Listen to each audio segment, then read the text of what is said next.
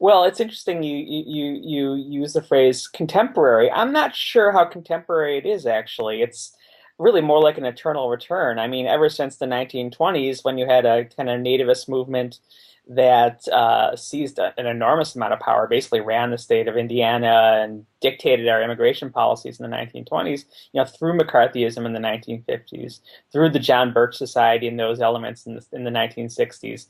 You've had pretty much the same sort of kind of right-wing populist energies kind of bubbling beneath the surface and then sometimes kind of bursting onto the surface. Now, what's different and what's interesting to study is, the rhetoric is the same, the stories are the same, the kind of characters changed. It was, communists then and, Muslims now.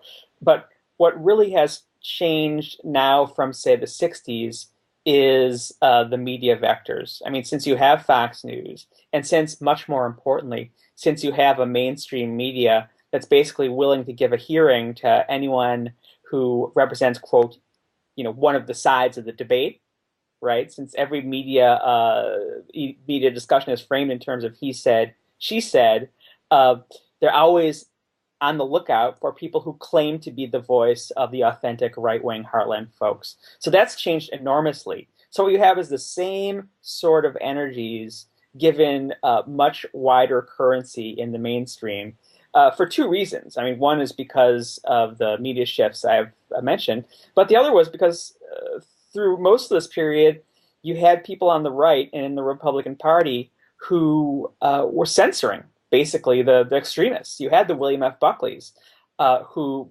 basically were willing to say this person is an illegitimate voice in our movement. Those people are gone. David Frum tried to serve the role that William F. Buckley would serve in the 60s and 70s and 80s and 90s, and he was completely ignored. He was completely kind of laughed off the stage by other people on the right.